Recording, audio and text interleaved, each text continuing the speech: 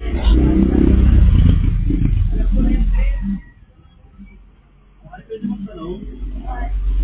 po yung nasa dito? Paano po yun? Paano po dito? 60... 6130? Yung pataas po. Paangat na lang. 6130 po pinangat. Ang pangalan? Jelly. Jelly. Papunta kasi doon yung... Yung pataas yun, ano? 6123 tayo, di ba? Tapos doon, papunta doon, yung... Paangat ang number? Hindi, yung number po, di ba 6122 dito? Wala, address namin. Magulo address dito. Ano lang? Ano pangalan?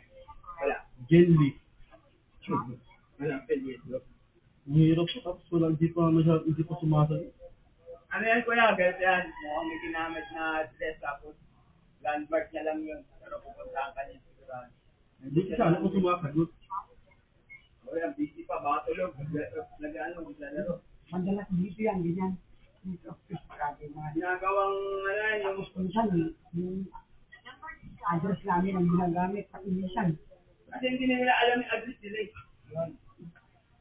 Mga, hindi ko masabi squat pero hindi nila alam yung mga block nila dyan. Magulo rin.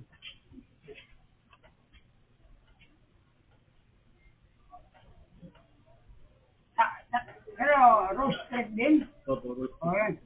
Kaya yung, ayun, may tindahan doon. Talagay ko may kabisado din nila yung ibang pamilya.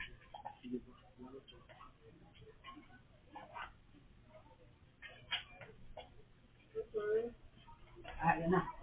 Mr. Burr po, ma'am po, number. Plus po, delivery. Sabihin mo, nandito ka lang kamo sa anong Isikay. Sabihin mo lang, andito ka banda sa Isikay.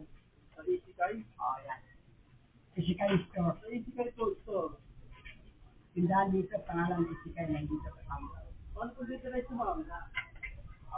Kabisado nila yung